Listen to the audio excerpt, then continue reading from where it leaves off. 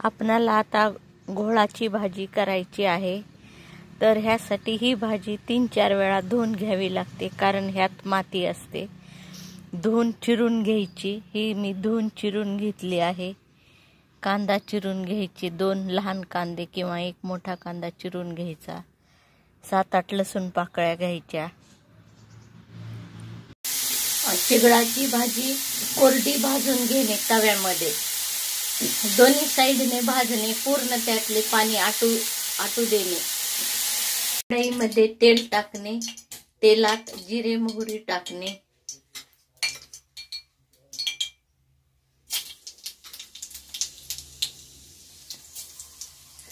जिरे मोहरी थोडी तडतडू देणे, नंतर लसूण पाकळ्या टाकणे.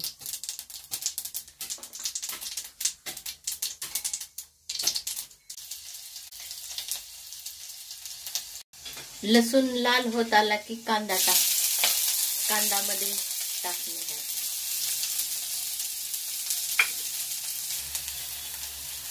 कांदा लाल होत आला आहे, त्यात आता भाजी टाकणे चिगळाची.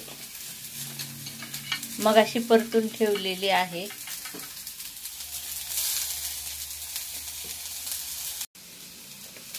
ह्यामध्ये आता धनेपूड, गरम मसाला,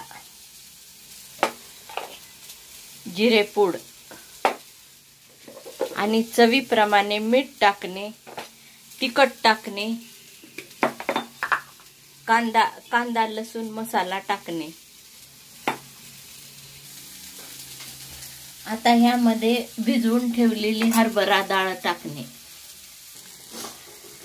सर्व मसाले, माझ्या भाजीची क्वांटिटी कमी आहे म्हणून पाव चमचे टाकले आहेत. ही भाजी बघा तयार झाली. भाजी अशी दिसते.